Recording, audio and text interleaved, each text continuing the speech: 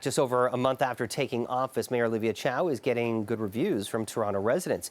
A new liaison poll of 816 people shows that 73% approve of the job Chow is doing, while 18% disapprove. The survey finds, however, that only 57% of respondents are happy with the job City Council is doing.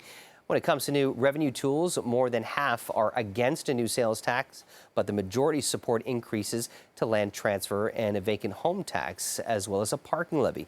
Well, for more on this report and the numbers, we're joined by David Valentin with Liaison Strategies. Thank you so much for joining us. I've been looking through the numbers here. Pretty good for the first month for Mayor Chow. It's a honeymoon for right now, and such a strong number, 73%, which really tells us that not only the people who voted for her, but people who voted for other candidates are supporting her at this very moment. But I think it's also really important to know it's a honeymoon. These are the early days. We saw similar numbers for Mayor Tory when he was first elected, and most politicians get that honeymoon bounce at the very beginning.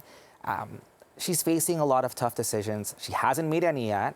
So far, so good, and she has to figure out how to hold these numbers up. And right now, during the executive committee meeting that's happening today, and all the discussions are surrounding new revenue tools. And, you know, I'm looking at some of the numbers overwhelmingly in favor of increasing the municipal land transfer tax for homes, but over $3 million. Over $3 million. And I think most people in the city, listen, the city is expensive, but most homes are not over $3 million, right? Not yet anyway. So people are thinking, does this affect me? Is this something that's going to affect me? I think that's also why we're seeing such a high number for the vacancy tax. Most people don't have vacant properties that they own and are sitting on. So, a lot of support for these easy measures, but they're only going to bring in so much revenue. And so she's going to have to figure out how to bring in more revenue to fix this budget deficit the city is staring at, while at the same time, maintaining that high level of support.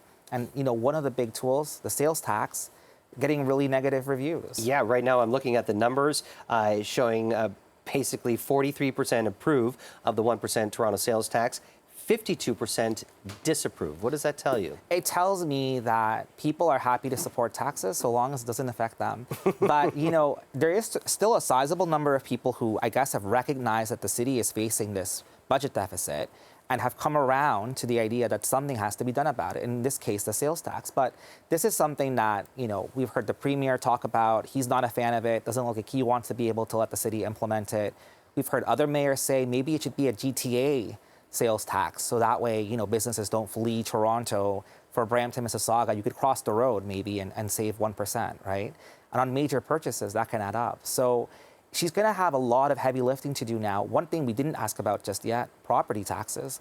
And we know there's going to be proposals to raise those, but we don't know what they are yet. So we're looking forward to seeing what people's reaction is to that. That's been part of the mystery of her campaign, was that she wasn't able to really nail down a number of how much property taxes could potentially increase. And in fairness to the mayors, she wanted to get in the office to look at the books. Let's see what we're dealing with, and then we'll have a better determination of how to move forward on any property tax adjustments. There's a lot of decisions she has to make. And now really the question is it going to be cuts or is it going to be tax increases?